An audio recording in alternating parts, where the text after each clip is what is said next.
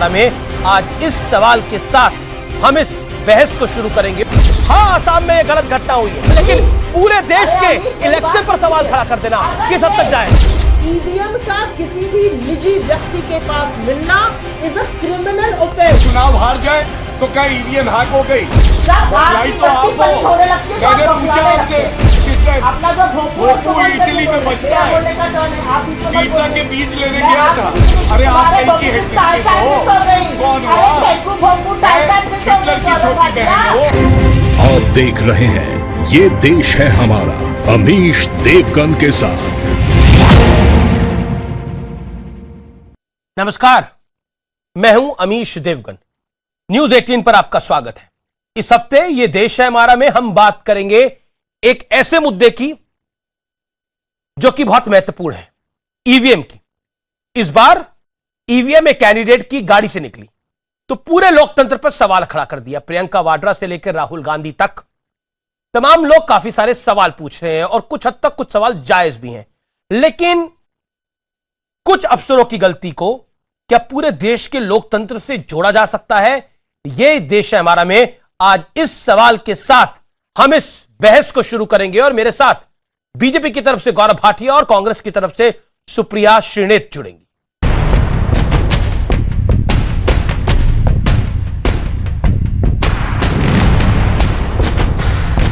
एक EVM, 2 EVM, 4 EVM चोरी करके भारतीय जनता पार्टी अब ईवीएम चोर पार्टी उसका नाम रख देना चाहिए। कुछ दिनों बाद ईवीएम पे जो है वो ठीकरा नहीं फोड़ेंगे बल्कि ईवीएम पे सर फोड़ेंगे।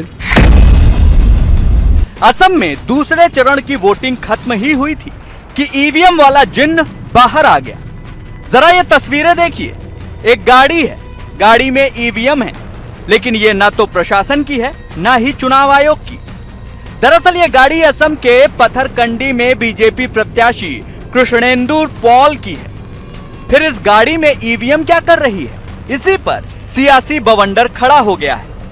अब भैया ईसीआई भी बताए, आपको पूरे असम में कोई गाड़ी नहीं मिली, भारतीय जनता पार्टी के उम्मीदवार की गाड़ी ही मिली ईवीएम ट्रांसपोर्ट करने के लिए भारतीय चुनाव आयोग से। कि ये ईवीएम चोरी में आप भागीदार हैं या आप धृतराष्ट्र की तरह आंख बंद किए हैं? जो चुनाव आगे बढ़ता जाएगा एक और इल्जाम लगाएंगे, ये आरोप लगाएंगे कि बीजेपी ने मशीनों में कुछ ऐसा यंत्र फिक्स कर दिया था कि बटन तो दबाया जा रहा था हाथ का, लेकिन वोट जा रहा था कमल को।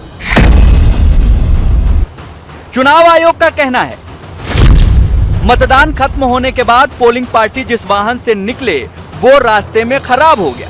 रात 9:20 पर पोलिंग पार्टी ने रास्ते से गुजर रहे एक वाहन से मदद मांगी। गाड़ी किसकी है ये देखे बिना पोलिंग पार्टी ईवीएम समेत उसमें सवार हो गई। कुछ दूर जाकर पोलिंग पार्टी की गाड़ी को ट्रैफिक में रफ्तार कम करनी पड़ी।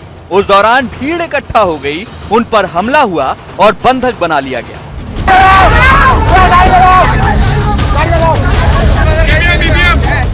प्रियंका वाड्रा और राहुल गांधी ने ट्वीट कर निशाना साधा। ईसी की गाड़ी खराब, भाजपा की नीयत खराब, लोकतंत्र की हालत खराब। क्या स्क्रिप्ट है? चुनाव आयोग की गाड़ी खराब हुई, तभी वहाँ एक गाड़ी प्रकट हुई। गाड़ी बीजेपी के प्रत्याशी की निकली। मासूम चुनाव आयोग उसमें बैठकर सवारी करता रहा। प्रिय ईसी, माजरा क्या है? आप देश को इस पर कुछ सफाई दे सकते हैं या हम सब मिलकर बोले ईसी की निष्पक्षता को वनक्कम? यह पहला मौका नहीं है जब राहुल गांधी ने लोकतंत्र पर सवाल उठाए। इससे पहले स्वीडन की संस्था वी डैम की एक रिपोर्ट को आधार बनाकर भी राहुल गांधी ने लोकतंत्र को खतरा बताया है। ये आप किस देश की बात कर रहे हो? ये कौन सी देश की बात कर रहे हो? डेमोक्रेसी या मतलब कौन से देश की बात कर रहे हो? इंडिया की बात कर रहे हो? इंडिया में कोई डेमोक्रेसी नहीं है। डेमोक्रेसी इंडिया में ये मतलब आपके इमेजिनेशन में हो सकती है, मगर रियलिटी में है नहीं। इससे पहले राहुल गांधी ने लोकतंत्र की तुलना इराक और लीबिया से की थी। Saddam Hussein and Gaddafi used to have elections. They used to win them. They were actually voting. It wasn't that they weren't voting, but there was no institutional framework to protect that vote. इसके अलावा CBI, ED और supreme court जैसी संस्थाएं भी कांग्रेस के निशाने पर रही हैं। सवाल यह है, क्या किसी कर्मचारी की लापरवाही के बदले पूरे देश की साख पर सवाल उठाना सही है? आज इन तमाम मुद्दों पर होगी देश की सबसे बड़ी बहस। और अब विश्लेषण करते हैं लोकतंत्र के लिए हानिकारक बातों का विश्लेषण। पॉइंट नंबर 1, किसी प्राइवेट गाड़ी में ईवीएम का मिलना बेहद गंभीर मुद्दा है, वो भी बीजेपी का प्रत्याशी अगर हो तो वाकई गंभीर मुद्दा है। मैं बढ़ता हूं आगे। ऐसी हरकतों से चुनाव आयोग की साख पर बट्टा लगता है, धक्का लगता है।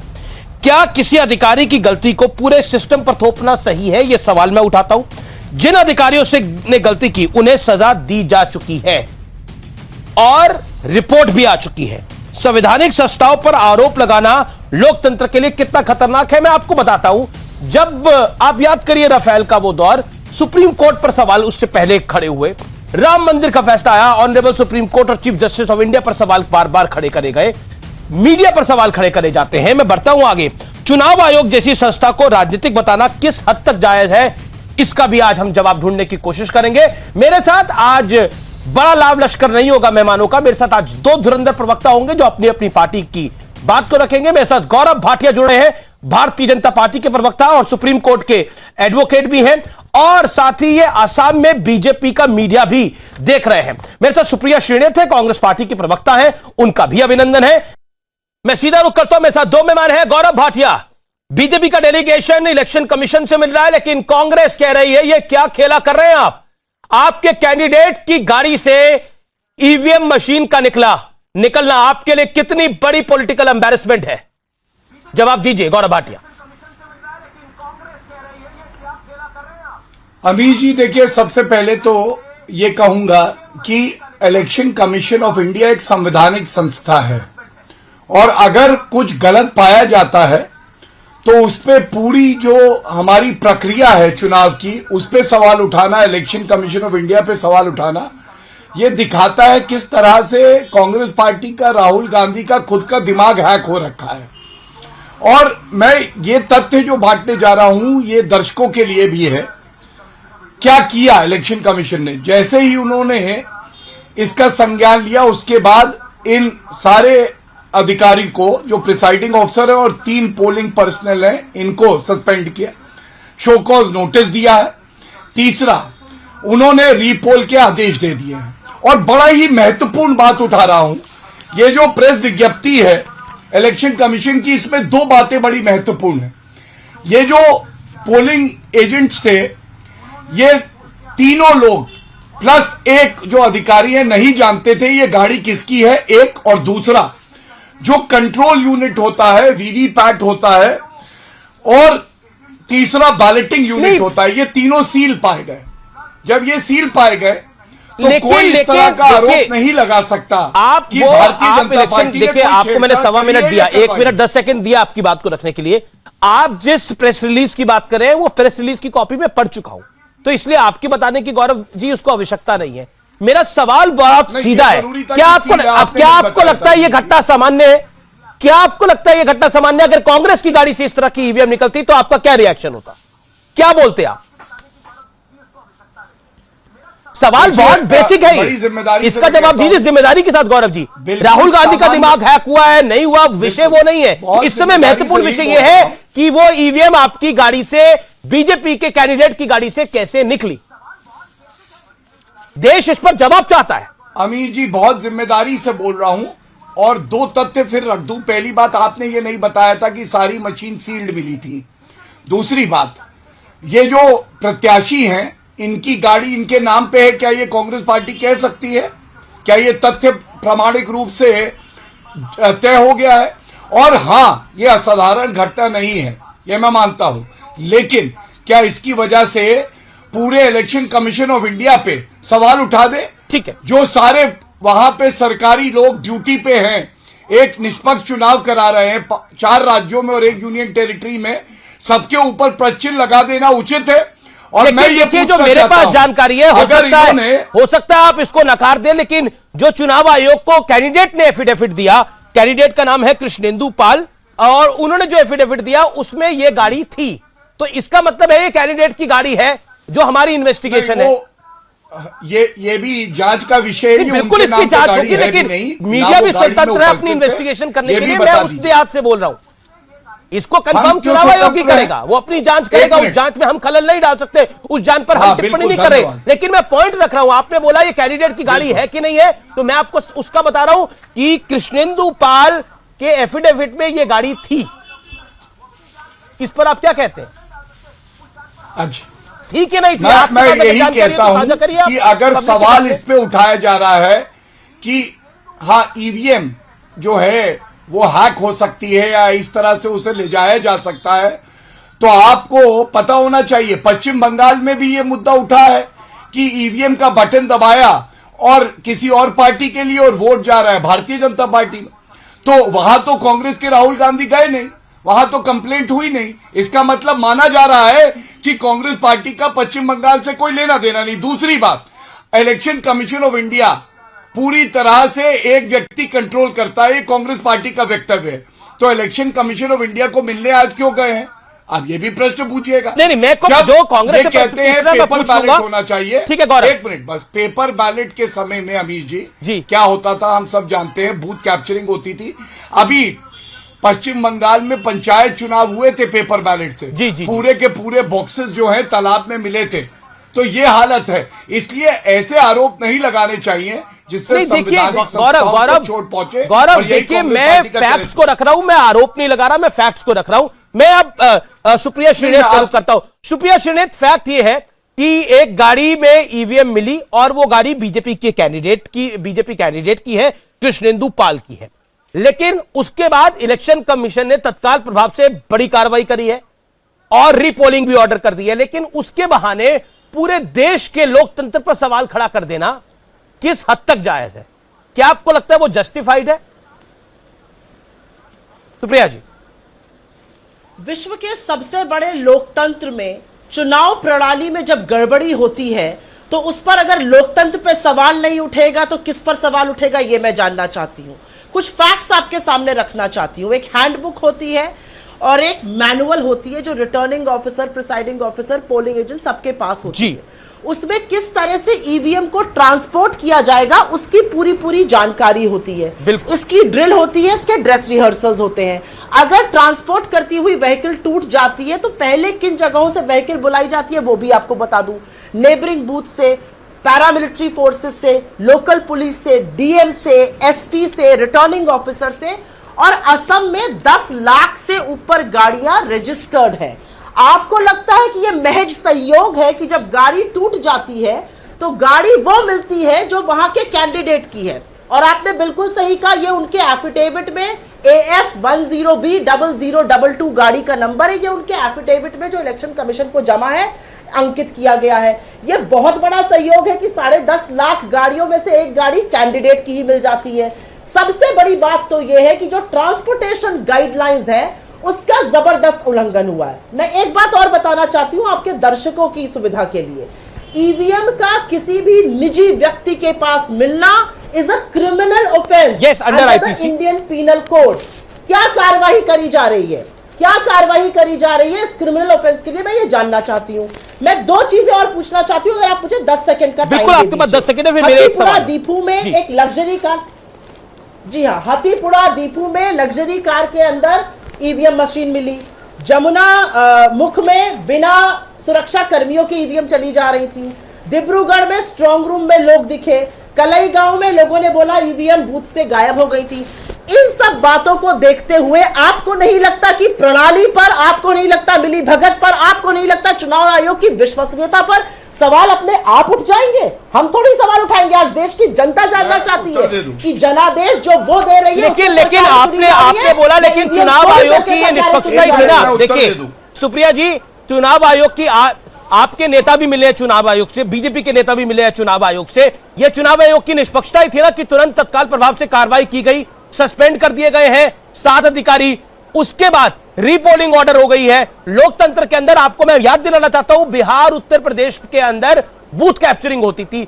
बूथ कैप्चरिंग जो, क्योंकि बार बार बात हो रही है कि बैलेट के साथ वोटिंग होनी चाहिए, बैलेट के साथ वोटिंग होनी चाहिए, बूथ कैप्चरिंग होती थी। अमेठी का तो एक इंसिडेंट ऐसा है कि जो अविश्वसनीय है, जहां पर पोलिंग ही इतनी ज्यादा हो गई तो उतने वोटर ही नहीं थे, लेकिन क्या आपको लगता नहीं है कि इस बार तत्काल प्रभाव से कार्रवाई हुई है? यह लोकतंत्र में मजबूत करता है कि हां अगर गलती हुई है तो तुरंत कार्रवाई भी हुई है। और आपने जहां तक हैंडबुक की बात करी, उस हैंडबुक में यह भी बात है कि ईवीएम अगर सील मिलती है तो उसमें गड़बड़ी की बात नहीं होती। सुप्रिया जी, ईवीएम बीजेपी के कैंडिडेट की गाड़ी से मिली है, इससे बड़ा पाप लोकतंत्र में और क्या होगा? इसको हम ग्लॉस ओवर क्यों कर रहे हैं, मेरा यह सवाल है। मैं एक और बात पूछना चाहती हूं, आपने बूथ कैप्चरिंग का नाम लिया, बूथ कैप्चरिंग का नाम मैं आपसे पूछती हूं, जिस ईवीएम में वोट पड़ चुका है वो ईवीएम निजी कैंडिडेट के हाथ में उनकी गाड़ी से मिलती है, यह बूथ कैप्चरिंग नहीं है क्या? बूथ कैप्चर होता है अगर ईवीएम मिली है। और मैं एक चीज और बोलना चाहती हूं, भाषा की मर्यादा इस शो पर बरकरार रहे। अगर राहुल गांधी जी के दिमाग हैक करने की बात कही गई तो नरेंद्र मोदी जी का दिमागी दिवालियापन जो है उनके अंदर तो दिमाग ही नहीं है, इस बात को भी मैं कहूंगी। भाषा की मर्यादा दोनों लोग बनाए तो हमारे दोनों लीडरों की इज्जत होगी। अगर हमारे लीडर के खिलाफ एक शब्द बोला जाएगा तो मैं भी मर्यादा भूल सकती हूँ, ये आप लोग ना भूलें। चलिए, भाषा की दोनों तरफ से मर्यादा बनी रहे। गौरव भाटिया, मैं उत्तर दे। उन्होंने कहा था ना, आपने चेक नहीं। देखिए, कुछ तथ्यों को जानना बड़ा आवश्यक है। सबसे पहले हैंडबुक की बात करी, लेकिन मैडम को हैंडबुक उतनी ही पढ़ने में अच्छी लगती है जितनी इनके पार्टी के नेता राहुल गांधी पढ़ाते हैं। 5 चीजें बड़ी अहम हैं। जब आखिरी वोट पड़ता है ना, तो उसके बाद ये हैंडबुक कहती है, जिसको ये रेफर कर रही थी, कि वोटिंग मशीन सील होगी और उसके बाद एक क्लोज बटन होता है जो वहां पे प्रिसाइडिंग ऑफिसर होगा, वो दबा देगा, कोई वोट नहीं पड़ सकता। डिस्प्ले पैनल टोटल वोट बता देगा। क्या इनका आरोप है कि टोटल वोट्स उसके बाद बढ़ा दिए गए? चौथी बात, एक रेड लाइन खींची जाती है, रजिस्टर है 17A और इसके बाद कोई वोट नहीं डल सकता। और सबसे अहम है, जो इनका प्रत्याशी है उसका रिप्रेजेंटेटिव पोलिंग एजेंट जो बनाती है पार्टी, वो साथ जा सकता है। ये ईवीएम और वीवीपैट के वो कहां थे ये भी बता दे। हमारा कहना सिर्फ इतना है, ये बार बार कह रही है कि बीजेपी लीडर की गाड़ी है। पहली बात, ये चीज तथ्यों में जब प्रूव हो जाए उसके बाद ऐसे आरोप लगाइए। दूसरी बात, गौरव कैंडिडेट आप जब ये बता रहे हैं, मैं स्क्रीन में एफिडेविट का वो शॉट चला रहा हूं जिसमें वो गाड़ी नंबर है। मैं कोई अगर बात कह रहा हूं तो मैं हल्के तौर पे नहीं कहता। मैं अगर कोई बात कह रहा हूं तो जिम्मेदारी से कह रहा हूं, हमारे पास एफिडेविट की कॉपी है, इसलिए मैं बोल रहा हूं आपको। गौरव, हाँ, मैं अपनी बात पूरी कर लूं। जी, आप अपनी बात को पूरी करिए। उसका कॉलम वो है, धन्यवाद, उसका कॉलम वो वाला है जो उनकी पत्नी के नाम पे है। तो क्या ये भी बात सकते हैं कि वो दूसरी कॉन्स्टिट्यूएंसी से चुनाव लड़ रहे हैं, ठीक है। तीसरी बात, क्या कैंडिडेट वहां खुद उपस्थित थे? नहीं थे। तो अगर गलती है इलेक्शन ऑफिसर्स की तो कार्रवाई किसके खिलाफ होगी? इलेक्शन ऑफिसर्स के खिलाफ तो कार्रवाई हो गई, उसमें भारतीय जनता पार्टी कहां से आ जाती है? और मैं एक बात कहूंगा, ये रोना क्या है? हर चुनाव में कहते हैं ईवीएम हैक हो गई, इलेक्शन कमीशन ऑफ इंडिया खराब है। तो मैं कहूंगा पंजाब और राजस्थान के मुख्यमंत्री तत्काल इस्तीफा देना, इसमें क्या गलत बात है? उसी ईवीएम से तो मुख्यमंत्री बने हुए हैं। और आप मुझे यह बताइए, अभी 3-4 उदाहरण दिए गए, यहां पे ईवीएम थी, ये गाड़ी थी, आप कोर्ट क्यों नहीं गए? जितनी जानकारी मुझे है, गुवाहाटी में एक हाईकोर्ट है मैडम जी, आप वहां जाते हैं, बताते हैं ये गलत हुआ है। इनको ये भी नहीं पता कि हर ईवीएम के साथ वीवीपैट मशीन लगी है। ठीक है, गौरव जवाब देंगे। सर्वोच्च न्यायालय ने ये आदेश दिया है, तो वो वेरीफाई हो सकती है। लेकिन यहां बड़ी बात यह है, पश्चिम बंगाल को अनदेखी करेंगे। 2 चरण के मतदान हो चुके हैं, लेकिन राहुल बाबा वहां गए नहीं हैं। और इसको हम क्या कहेंगे कि जब आप लंदन में प्रेस कॉन्फ्रेंस कराते हैं और इलेक्शन कमीशन ऑफ इंडिया का जब चैलेंज होता है हैक का, तो आप जाते नहीं। वहां कपिल सिब्बल मिले थे, किसके इशारे पे था? तो ये राहुल गांधी के ही इशारे पे हुआ होगा ना। ठीक है, अपनी संवैधानिक संस्थाओं को नष्ट करने का चरित्र कांग्रेस पार्टी का। ठीक है, जवाब जवाब सुन लेते हैं। सुप्रिया जी, ऐसा तो पहली बार नहीं है कि ईवीएम पर आप लोग सवाल खड़ा कर रहे हैं। ये तो इस बार ही मामला है कि क्योंकि वो गाड़ी में मिल गई, वो सवाल है। लेकिन इलेक्शन कमीशन पर आप लगातार सवाल खड़ा करते रहते हैं। आप CBI, ED, honourable supreme court तक पर कांग्रेस पार्टी ने लगातार सवाल खड़ा कराया। एक जज को इंपीच करने की भी बात की गई थी।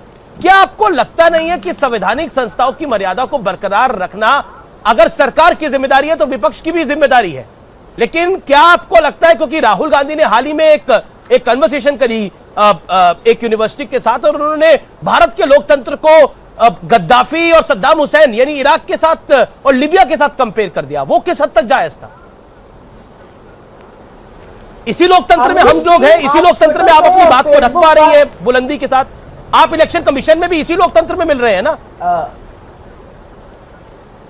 अमीश जी, आज फेसबुक, ट्विटर और तमाम सोशल मीडिया प्लेटफॉर्म्स पर दुनिया हमारे इलेक्शंस के बारे में क्या कहती थी। भारत की एक यही विश्वसनीयता थी कि हमारे यहाँ इतना बड़ी डेमोक्रेसी और निष्पक्ष चुनाव होते हैं। उस पर जब सवाल खड़ा होता है ना, तो सर शर्म से झुक जाना चाहिए। सवाल पे सीना जोरी करेंगे ये लोग। ये पंजाब और राजस्थान की बात करेंगे। पंजाब और राजस्थान में एक भी कांग्रेस प्रत्याशी की गाड़ी से ईवीएम मशीन मिली थी? आपकी गाड़ी से ईवीएम मशीन मिल रही है और आप बता रहे हैं उनकी पत्नी के नाम गाड़ी थी। अरे अगर चुनाव लड़ा होता तो पता होता कि एफिडेविट में पति पत्नी सारा संपत्ति का ब्यौरा देना होता है, और उस ब्यौरे में उनकी गाड़ी का नंबर लिख कर आया है। ये कोई हम मनगढ़ंत बात नहीं कर रहे हैं, ये बात अब सार्वजनिक रूप से अवेलेबल है। मैं आपसे एक बात कहना चाहती हूँ, मोदी बाबा बहुत जगह घूम रहे हैं, वेस्ट बंगाल और इधर उधर। मैं आपसे पूछना चाहती हूँ, उनका क्या बैर है दक्षिण के राज्यों से? क्यों इतना चुप हो जाते हैं दक्षिण में? क्यों बाकी मुद्दे की बात पर बात नहीं करते हैं, जाकर छेड़खानी की तरह बातें करते हैं? क्या हो रहा है इस देश में? आज एक ईवीएम एक प्राइवेट बीजेपी कैंडिडेट की हिरासत में मिली है। मुझे लगता है ये इंडियन पीनल कोड का वायलेशन है। इस पर क्या कदम उठाया जा रहा है? क्यों नहीं वो इलेक्शन कैंसिल हो रहा है उस बंदे का? मैं ये जानना चाहती हूँ। और मैं सबसे बड़ी बात पूछना चाहती हूँ, क्योंकि हम लोग सार्वजनिक जीवन के लोग हैं। आज जो लोग आपका शो देख रहे हैं वो विश्वसनीयता पर सवाल उठाते हैं। हम लोग बहुत जगह जाते हैं और लोग कहते हैं ईवीएम हटवाइए, बैलेट पेपर लाइए। आज वो लोग कहेंगे और कह रहे हैं कि देखिए हम आपसे ये कहते थे। तो कांग्रेस पार्टी की ऑफिशियल डिमांड है कि देश में ईवीएम बंद हो जानी चाहिए और बैलेट पेपर आना चाहिए। कांग्रेस पार्टी की ऑफिशियल डिमांड मानी जाए कि कांग्रेस पार्टी चाहती है कि बैलेट पेपर अब लागू हो जाए देश के अंदर। नहीं पता है, अगर आपको नहीं पता है तो मैं आपकी जानकारी के लिए आपको बता दूं कि 2019 का एआईसीसी रेजोल्यूशन ही था कि हमें बैलेट से चुनाव करने चाहिए। और मैं आपको एक बात और बता दूं, देश में जैसा 25 साल 30 साल पहले होता था वैसा होना चाहिए बैलेट पेपर। अरे भैया, चुनाव तो निष्पक्ष कराया जाएगा इस देश में। बैलेट क्या धृतराष्ट्र की पट्टी बांध लेंगे चुनाव? ठीक है, ओके, गौरव भाटिया इसका जवाब देंगे। लेकिन सुप्रिया जी, आपकी याददाश्त भी इतनी कमजोर नहीं होगी। बिहार के अंदर, उत्तर प्रदेश के अंदर, या फिर कई ऐसे इलाकों के अंदर, या पश्चिम बंगाल के अंदर भी पोलिंग बूथ पे किस तरह के कारनामे होते थे, किसी से छुपी नहीं है बात। किस तरह से वहां पर लोकतंत्र को धता बताकर, वहां पर वोटिंग को धता बनाकर कैसे पर्चे बनाए जाते थे, उसी के मद्देनजर उसी सिक्योरिटी को मेंटेन करते हुए ईवीएम आई। अब सारे देश में ये कारनामे करा देंगे, अब सारे देश में ये कारनामे हो जाएंगे। पर एक आसाम की घटना, आसाम में घटना हुई, लेकिन अब आप पूरे देश के लोकतंत्र, सुप्रिया जी, अगर आसाम में घटना हुई तो पूरे देश के लोकतंत्र पर आप सवाल खड़ा कर रही है। आप पूरे इलेक्शन कमीशन पे सवाल खड़ा कर रही है। उसके बाद उससे पहले आप लोग गद्दाफी से भारत के लोकतंत्र को कंपेयर कर रहे थे, लीबिया और इराक से। ये तो पहले भी हो रहा था ना। राहुल जी ने लीबिया और इराक से भारत के लोकतंत्र को कंपेयर कर दिया। उन्होंने एक बाइट में बोला भारत में लोकतंत्र है। आप ऐसा मानते हैं भारत में लोकतंत्र है? आपको लगता है भारत में लोकतंत्र नहीं है?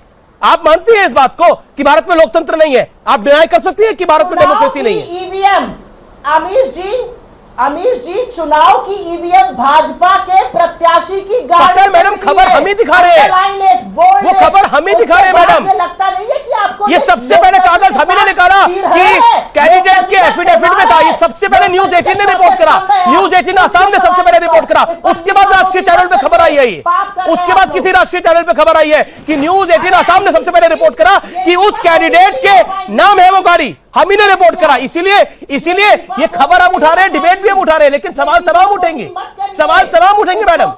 से ट्रीटमेंट मत करिए, इधर उधर की बातें। मैं इधर उधर की नहीं बात कर रहा, मैं सबकी बात कर रहा हूं। गौरव भाटिया, प्रत्याशी की गाड़ी से ईवीएम निकली है, बिल्कुल उसकी बात हुई है, लेकिन आपने मेरे सवाल का जवाब नहीं दिया। भारत में लोकतंत्र नहीं है जो राहुल जी ने बोला था।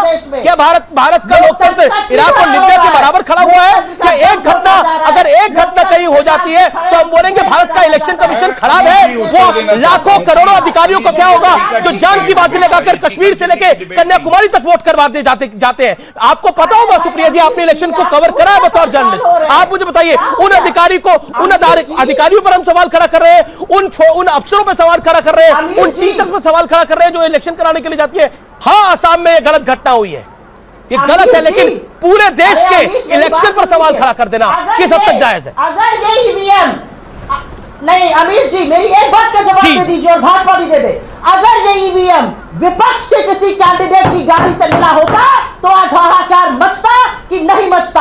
आपसे पहले ये सवाल मैंने पूछा मैडम, आपसे पहले मैंने ये सवाल गौरव भाटिया से पूछा, गौरव भाटिया इसका जवाब देंगे। आपसे पहले सवाल मैंने गौरव भाटिया से पूछा, बोलिए गौरव जी। गौरव जी जवाब। देखिए अमीश जी, अगर राहुल गांधी का ये मानना है या लोकतंत्री नहीं है तो फिर कांग्रेस पार्टी चुनाव क्यों लड़ रही है? अगर इलेक्शन कमीशन ऑफ इंडिया किसी एक व्यक्ति की जेब में है, कांग्रेस पार्टी का delegation election commission of India में शिकायत करने क्यों गया है? अगर ईवीएम खराब है तो क्या गलत सवाल पूछा? राजस्थान, पंजाब के मुख्यमंत्रियों को तुरंत इस्तीफा क्यों नहीं देना चाहिए? और ऐसी ही कुछ अनर्गल आरोप 2019 में भी लगाए थे। और मैं आपको जो आंकड़ा दे रहा हूं ये बड़ा ही महत्वपूर्ण है। हर वीवीपैट जिसको वेरीफाई किया गया, 20,625 वीवीपैट थे जिनको वेरीफाई किया गया और 100% सही निकले थे। लेकिन इन्होंने तब भी इलेक्शन कमीशन ऑफ इंडिया पे आरोप लगाए थे। अब आते हैं संवैधानिक संस्थाओं को किस तरह से कांग्रेस नष्ट करती है। Election commission of India, MS Gill थे चीफ इलेक्शन कमिश्नर, उनको किसने मंत्री बनाया 2008 में? इन्होंने। इसके बाद नवीन चावला जी के लिए जो तत्कालीन चीफ इलेक्शन कमिश्नर थे, उन्होंने कंप्लेंट दी, लेकिन उनको तब भी इन्होंने बना दिया चीफ इलेक्शन कमिश्नर। उसके बाद आप फ्रीडम, अभिव्यक्ति की आजादी की बात करते हैं। पहली बार अनुच्छेद 19 किसने संशोधित किया? जवाहरलाल नेहरू ने। इमरजेंसी किसने लगाई? इंदिरा गांधी ने। प्रियम्बल किसने संशोधित किया सबसे पहले? इंदिरा गांधी ने किया। आज में न्यायपालिका की बात करते हैं, न्यायपालिका में सबसे ज्यादा कमिटेड जुडिशरी कौन चाहता था? इंदिरा गांधी। ये उदाहरण क्यों दिए? ये उदाहरण इसलिए दिए कि जब ये सत्ता में होते हैं तो ये चाहते हैं वो संस्था कमिटेड रहे परिवार को, और जब ये विपक्ष में होते हैं तो ये उसकी विश्वसनीयता पे सवाल उठाते हैं। मेरा सिर्फ एक कहना है, जब ये जान जाते हैं कि ये सारे चुनाव हारने जा रहे हैं तो एक पृष्ठभूमि बनाते हैं। ठीकरा कहां फोड़े? राहुल गांधी को तो बता नहीं सकते, जो अभी तक पश्चिम बंगाल नहीं गए लेकिन स्टार प्रचारक हैं। तो पहले election commission of India, judiciary और बाकी संवैधानिक संस्थाओं को आप आरोप लगाइए, उनकी विश्वसनीयता कम करिए।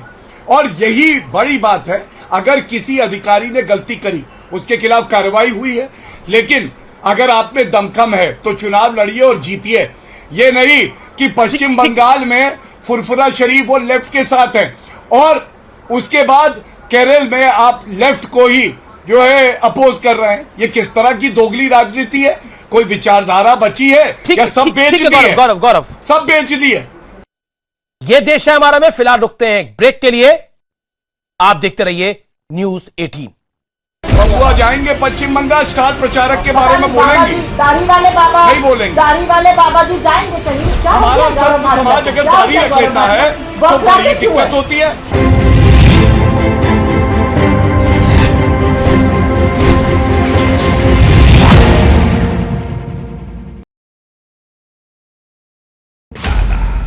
भैया राम राम, नमस्कार।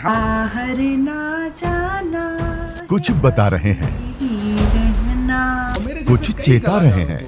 आपने लॉकडाउन के दौरान देखा कि हम क्या कर रहे हैं। कोरोना काल में लोग एक दूसरे को समझा रहे हैं, बड़े बड़े लोग वीडियो बना रहे हैं। आप गाना जानते हैं तो गाइए या फिर अपना हुनर दिखाइए, वीडियो बनाइए और हम तक पहुंचाइए और घर बैठे बनिए स्टार।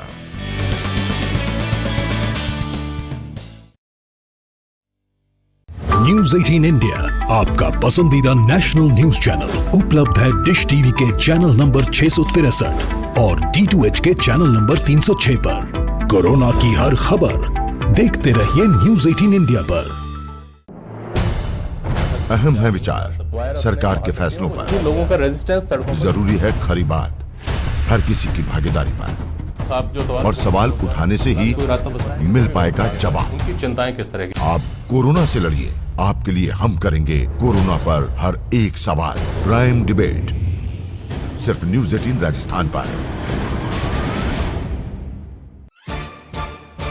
सवाल सारे, मुद्दे तमाम, माइक पर सरे आम, होकर ऑटो पे सवार। जब पूछेगा रिपोर्टर आपके क्षेत्र के हर मसले का जवाब मिलेगा बिल्कुल नए अंदाज में। जब आएगा ऑटो में रिपोर्टर, रोज रात 8:26 पर सिर्फ न्यूज 18 राजस्थान पर। जरूरी है कोरोना की हर एक खबर, जरूरी सरकार के फैसलों का असर, सियासत की चाल और इकोनॉमी का हाल जानना जरूरी, बाजार से एग्रीकल्चर और रोजगार की खबर भी जरूरी। इसलिए देखिए जरूरी खबरों का प्राइम टाइम न्यूज 18 प्राइम, सिर्फ न्यूज 18 राजस्थान पर।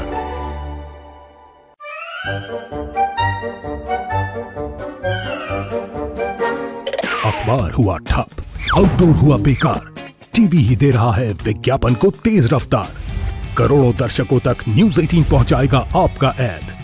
न्यूज 18 की टीम दमदार बनाएगी आपका ऐड शानदार। जल्दी कीजिए, कहीं छूट ना जाए ये सुनहरा मौका। हमें मेल करके उठा लीजिए बड़ा फायदा। ये स्पेशल ऑफर है अगले 15 दिनों तक। साथ ही मिलेगा हमारी वेबसाइट पर प्रमोशन। आज ही मेल करें adsales@nw18.com पर। आपने तमाम चीजें बेच दी हैं। सुप्रिया, जवाब। विचारधारा आपने अपनी ताक पे रख दी। जवाब। मैं दो बातों का जवाब पहले दे दूं। अगर वीवीपैट का इतना बड़ी बात हो रही है तो असम में 100% वीवीपैट गिनी जानी चाहिए इस वाक्य के बाद। अगर इसको ये मानते हैं तो मैं विश्वसनीयता मानूंगी। भाई पूरा 100% वीवीपैट गिनेंगे तब तो चुनाव की विश्वसनीयता होगी। आज विचारधारा की बात भाजपा कर रही है। पीडीपी से इनका गठबंधन था चुनाव में। फैजुल्ला जो 10 साल की सजा काट के आया था और सरहद उस पार ट्रेनिंग करके आया था, टिकट इन्होंने दिया। जुबिन शेख बांग्लादेशी घुसपैठिया पदाधिकारी इन्होंने महाराष्ट्र में बनाया। मसर्रत आलम इन्होंने रिहा किया प्रिवेंटिव डिटेंशन उसका चुनाव जीतने के लिए, और उसने क्या क्या चीजों का इल्जाम दिया। अजहर मसूद को रिहा करने वाले हमसे सवाल करेंगे? अरे थोड़ी तो शर्म कर लीजिए। नागपुर में मुस्लिम लीग के साथ गठबंधन करके आपने चुनाव जीते हैं। आपके और ये अभी की बात है, 2 साल पहले की। आपके नेता एसपी मुखर्जी जी, जिनकी आप बात ही नहीं करते चुनावों में पश्चिम बंगाल में, वो तो मुस्लिम लीग के साथ डिप्टी चीफ मिनिस्टर भी बने थे। आप बात करेंगे विचारधारा की? क्या बात कर रहे हैं? मतलब हंसी आ रही है मुझे जवाब देते हुए भी हंसी आ रही है। और इमरजेंसी के बारे में तो हम कहते हैं कि गलती हुई, हम तो लेकिन अभी भी उत्तर दे रहे हैं आपको। हमसे इमरजेंसी में गलती हुई। अभी जो देश में इमरजेंसी लगी हुई है, सवाल पूछने पे देशद्रोही सोनिया गांधी ने तो कभी नहीं कहा गलती हुई। उनका वक्तव्य दिखा दीजिए। प्रवक्ता बोलेंगे इंदिरा गांधी के गलती के बारे में, सोनिया गांधी बोलेंगी। राहुल गांधी ने 84 के दंगों की माफी मांगी। अरे वक्तव्य दिखा दीजिए आप। हाथरस में एक लड़की का रेप हुआ था, मोदी जी ने तो गलत हुआ, आप ही बैठ के चरित्र हनन करते थे। बता दीजिए जरा, मोदी जी मैं इनकी बात को उत्तर दे दूं, आपकी बारे में बोलिए तो अच्छा लगेगा। सबसे पहले लखनऊ में हूँ, यहाँ पर लड़कियों के साथ जिस तरह का रेप होता है, जिस तरह का बलात्कार होता है। सुप्रिया, गौरव को सुन लेते हैं। अरे सबसे ज्यादा अच्छा, चलिए बलात्कार कहाँ होता है आपको पता है? राजस्थान में। सबसे ज्यादा बेरोजगारी कहाँ है पता है? राजस्थान में। अरे नहीं पता होता तो पढ़ लिख के आइए, यही कमी है आप। सारा प्रशासन नहीं लग जाता। अभी जो उत्तर देना चाहता हूँ, वर्सेस मत कराइए। सारा प्रशासन, इनके सारे तथ्य गलत है। ये लगता है राहुल गांधी यूनिवर्सिटी में पढ़ के आती है। जो राहुल गांधी ने कहा राहुल गांधी होता वो बोल क्या रहे? फेसबुक यूनिवर्सिटी में पढ़ के आते हैं।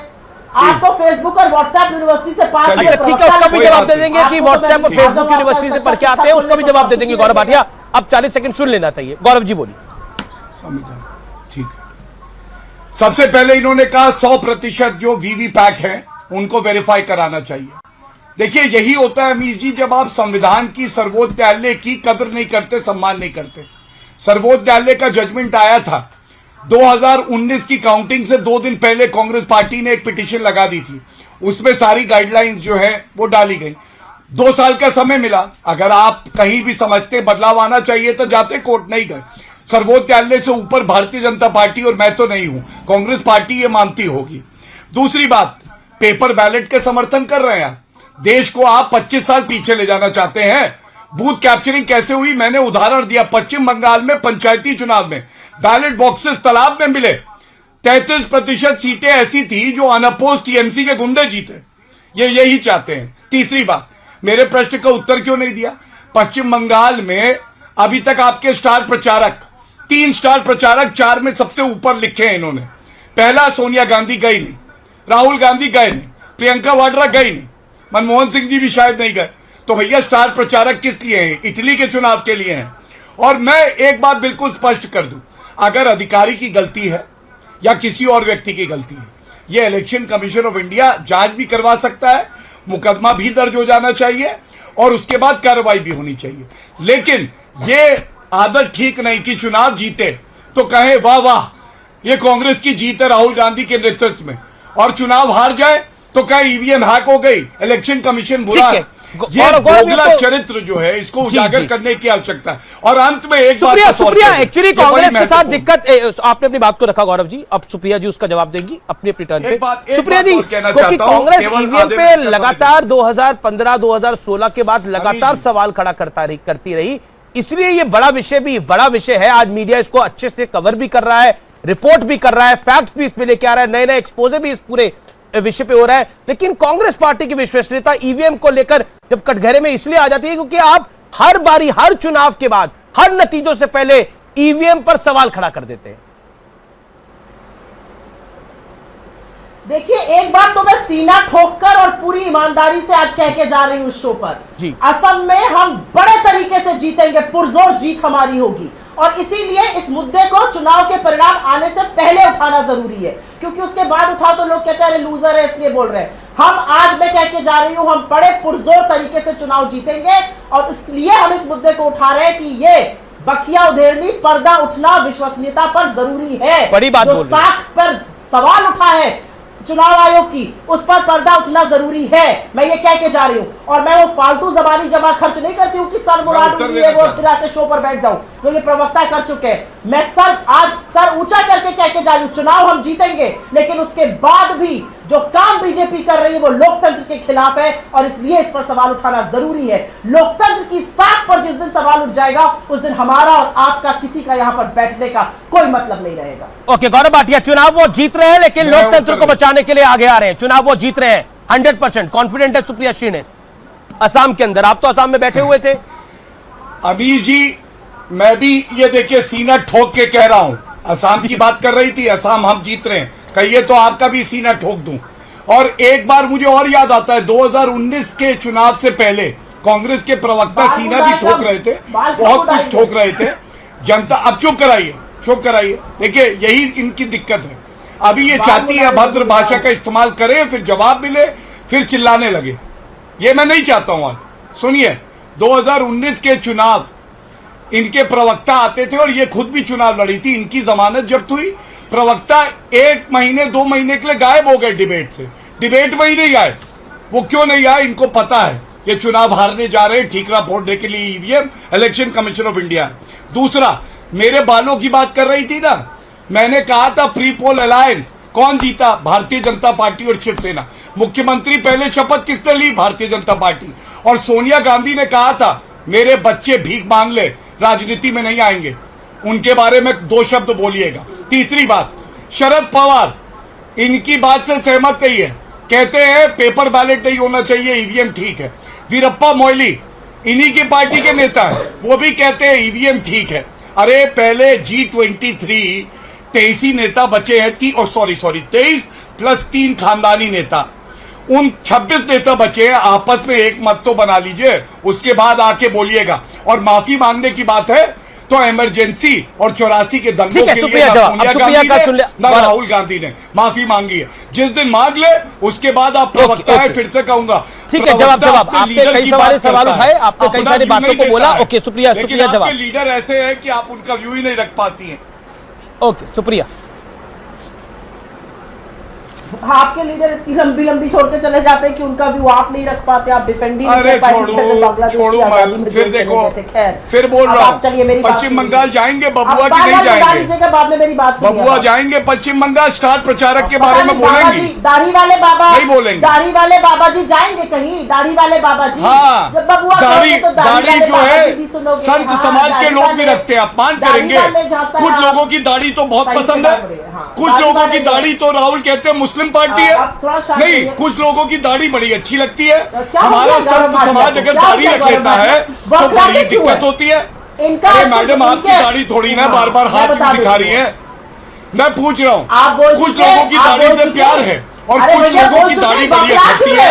अरे देश को तो नहीं, बौखला क्यों जाते हैं? जब बौखलाई तो आप हो। मैंने पूछा आपसे, बच्चे भीख मांगेंगे लेकिन राजनीति में नहीं आएंगे। किसने कहा था? बंद करो। किसने? अपना जो भोपू इटली में बचता है, पिज्जा के बीज लेने गया था, वो वाला भोपू कहाँ है? पश्चिम बंगाल में भोपू बजेगा कि नहीं बजेगा? इस बार आपसे सवाल पूछना भोपू की हवा निकल गई। 24 भोपू की हवा, अरे कौन होती हो आप सवाल पूछने वाला? अरे आप कहीं की हेडमिस्ट्रेस हो? कौन हो आप? हिटलर की छोटी बहन हो? क्यों दे आपके प्रश्नों का उत्तर? क्यों दे आपके प्रश्नों का उत्तर? आपने दिया, मेरे एक प्रश्न का उत्तर नहीं दिया। लोकसभा चुनाव के नतीजों के बाद कहाँ चली गई थी? जमानत जब्त हुई थी कि नहीं हुई थी आपकी खुद की? राहुल गांधी हारे थे अमेठी से कि नहीं? चाहिए वायनाड से इस्तीफा दे, ईवीएम से ही तो हुआ था। अगर जवाब एक इस्तीफा एक करके दीदी क्या कर रही हो दीदी? बहन जी ऐसा मत करिए बहन जी, ये गलत बात है। राहुल गांधी से कहिए बहन जी, इसको बंगाल में क्या बहन जी प्लीज आपको कहना पड़ेगा, वायनाड में इस्तीफा दे। लड़के होते हैं ना, वो ऐसी हरकतें करते हैं। बहन जी, दाढ़ियों से इतनी नफरत, किसी की दाढ़ी प्यारी है, इस पर मत आइए। और हमारे साधु संतों की दाढ़ी से आपको दिक्कत है? सवाल पूछा तो जवाब दोहरा चरित्र देखिए।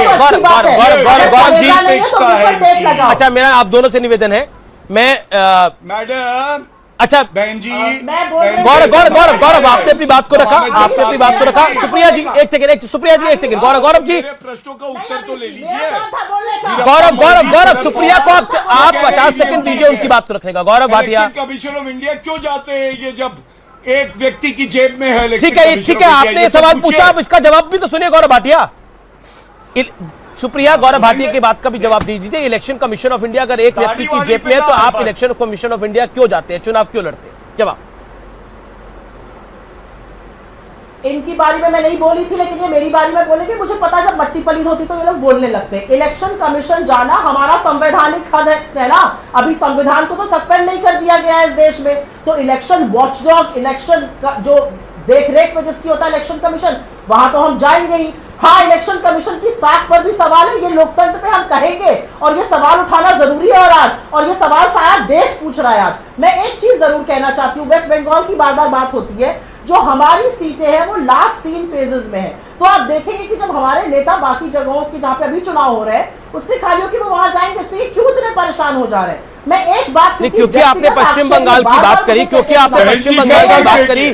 5 राज्यों में चुनाव है, पश्चिम बंगाल भी महत्वपूर्ण राज्य है और बड़ा राज्य है। पश्चिम बंगाल में आपका सहयोगी फुरफुरा शरीफ ISF, वो कह रहे हैं कि राहुल गांधी को इधर आना चाहिए था, वो सवाल खड़ा कर रहे हैं। क्या बोलेंगे अब? आपके गठबंधन पार्टनर है वहां पे, लेफ्ट और फुरफुरा शरीफ के साथ कांग्रेस का गठबंधन है, उन्होंने सवाल खड़ा करा है। सुप्रिया जी, जब हमारी सीट्स 92 सीट्स पर चुनाव होगा तो आप देखेंगे हमारे सारे लीडर, आपके गठबंधन पार्टनर ने सवाल खड़ा करा है, फुरफुरा शरीफ ने, उनके नेता ने। गौरव जी प्लीज मेरा निवेदन स्वीकार करिए। मैं सिर्फ ये कहना चाहती हूँ, क्योंकि मेरे ऊपर ये काफी बार व्यक्तिगत आरोप आप ही के शो पर लगा चुके हैं और काफी बार अनचेक्ड चले जाते हैं, तो मुझे लगा मैं एक सवाल पूछ लूं। 24 मार्च 2016 को क्यों बर्खास्त किए गए थे आप सरकार द्वारा, यूपी सरकार द्वारा, जब आप AAG थे दिल्ली में और उसके बाद भी आप लीगल सेल के हेड बने रहे थे सपा के? क्योंकि आप निकम्मे थे, आप नाकाम थे, आप अपना काम नहीं कर पाते थे। मेरे अंदर तो ये जज्बा था और ये दम था कि बड़ी नौकरी और बड़े पैसे को लात मार के राजनीति में घुसी। आपके अंदर दम था तो काउंसलर और ग्राम प्रधानी का चुनाव लड़ लीजिएगा, उस दिन मुझसे बात करिएगा। हर वक्त बदतमीजी करना आपको शोभा नहीं देता है। बर्खास्त किए गए थे, उसके अपनी निकम्मेपन पर जवाब दीजिए। अभी भी कोर्ट में केस लड़ रहे हैं कुछ अपीयरेंसेस के पैसे का, तो मुझे आप बदतमीजी ना करिए, व्यक्तिगत आक्षेप ना करिए तो अच्छा रहेगा। मुद्दों पर बात होनी चाहिए। गौरव भाटिया, आप अपनी बात को रखिए। अब धन्यवाद अमीश जी। देखिए, क्योंकि सीवी की बात हुई ना, तो मैं कुछ तथ्यों पे सही भी कर दूं कांग्रेस की प्रवक्ता को और जानकारी भी दे दूं। ये मेरा सीवी है। सर्वोच्च न्यायालय ने मुझे वरिष्ठ अधिवक्ता बनाया 41 साल में। सर्वोच्च न्यायालय के इतिहास में बहुत कम ही लोग इस उम्र में बने हैं। 2 बार मैं जनरल सेक्रेटरी रहा सुप्रीम कोर्ट बार का। मेरी उम्र थी 37 साल, मैं चुनाव जीता। तीसरा डबल एजी में जब बना था ना, एडिशनल एडवोकेट जनरल, मैं 34 वर्ष का था और हटाया नहीं गया था। और सर्वोच्च न्यायालय में कोई याचिका नहीं है। कम से कम तथ्यों की जानकारी सही रखिए। और ये है बहन जी आपका सीवी। आप पत्रकार रह के कांग्रेस पार्टी के लिए प्रचार कर रही थी, इस्तीफा दिया, 10 दिन बाद टिकट मिल गया, चुनाव लड़ी और जमानत जब्त हो गई। लेकिन मेरा प्रश्न जो आपसे है, ये कहां लिखा है? आपने कहा कि चुनाव प्रचार करने राहुल गांधी पश्चिम बंगाल तब जाएंगे जब हमारी जो सीट्स हैं वहां उस फेज में चुनाव होगा। मतलब कांग्रेस की राजनीतिक हैसियत आज ये हो गई है कि वो फेज देख के अपने स्टार प्रचारक को भेजती है। और आप मुझे बताइए, चुनाव प्रचार के लिए ऐसा तो नहीं है कि राहुल गांधी ना जाए, ये कांग्रेस पार्टी का स्टेट यूनिट कह रहा है। क्योंकि अगर राहुल गांधी जाएंगे तो गौरव कांग्रेस का बहुत नुकसान करेंगे वो। सुप्रिया श्री ने इसीलिए ठीक है, आप हमारे स्टार प्रचारक को नहीं उतार रही मैदान में, लेकिन वो जिस भी दिन जाएंगे गौरव कांग्रेस का खूब नुकसान होगा। सुप्रिया, आप अपनी बात को रखिए। सुप्रिया, आप अपनी बात को रखिए। सुप्रिया, देखिए, मेरी परवरिश मुझे कहती है कि मैं इनकी बखिया और ना उधेड़ू ये करके कि जो 14 फरवरी को 2020 में इनके एक याचिका चल रही, मैं नहीं जानना चाहती कि इनको कितने पैसे बकाया है, क्यों उत्तर प्रदेश सरकार नहीं दे रही है, वो सब मैं नहीं जानना चाहती। क्योंकि मुद्दों की बात होनी चाहिए। तो मुद्दा तो देश में बेरोजगारी है, देश में सब लोग बेरोजगार हैं। अमित शाह देख के लपक के जाके वेस्ट बंगाल में क्या कह रहे हैं, हर घर को हम सरकारी नौकरी देंगे। अरे मान्यवर, 7 साल से सरकार में है, देश में ही लोगों को सरकारी नौकरियां दे दीजिए। जी। योगी जाकर बंगाल और केरल और तमिलनाडु में महिला अस्मिता की बात कर रहे हैं। आपके जो लोग यहाँ पर रेप हो जाने में राजनीतिक संरक्षण देते हैं, आपके एमएलए रेप के दोषी पाए जाते हैं, आपके लोग चरित्र हनन करते हैं, इसके बारे में क्या ये राजनीति और कोई पार्टी नहीं कर सकती। आपकी तो मैंने बखिया उधेड़ दी थी ना, पीडीपी के साथ आपने अलायंस किया था, मुस्लिम आप जानिए, आप पश्चिम बंगाल में लेफ्ट के साथ है और केरल में प्रियंका वाड्रा कह रही है कि ये गोल्ड स्मगलिंग करते हैं। तो कांग्रेस पार्टी गोल्ड स्मगलर्स के साथ है। ऐसा विरोधाभास भारतीय राजनीति में सिर्फ पप्पू ही करवा सकते। बात कर रहे हैं, क्यों इतना बौखला है? पप्पू को ये भी नहीं पता पश्चिम बंगाल है क्या, पता चला निकले पश्चिम बंगाल के लिए वो इटली पहुंच जाए। मैं आपसे बता रहा हूँ, आप मेरे एक प्रश्न का उत्तर देने लायक नहीं है। और राहुल गांधी का सरनेम हटा लो, अपने ऑफिस में चपरासी की नौकरी ना दूं मैं आपको बता रहा हूँ। अंत में मैंने आपको बताया दोनों तरफ से। तो फिलहाल ये देश है हमारा में इतना ही, लेकिन लाख टके की बात यह है कि भारत का लोकतंत्र अजर अमर है। और भारत का लोकतंत्र सिर्फ इलेक्शन कमीशन की वजह से नहीं है, भारत के लोगों की वजह से है, जो लोकतंत्र के महापर्व यानी चुनावों में भागीदार बनते हैं। और उन लोगों की वजह से भी जो मीलों पैदल चलकर वोटिंग करवाते हैं, यानी ईवीएम लेकर पहुंचते हैं और वोटिंग कराते हैं। इसलिए 4 अफसरों की गलती को पूरे देश में मर देना किसी हद तक भी जायज नहीं हो सकता। यही है लाख टके की बात। जय हिंद और जय भारत का लोकतंत्र। फिलहाल यह देश है हमारा में इतना ही। नमस्कार।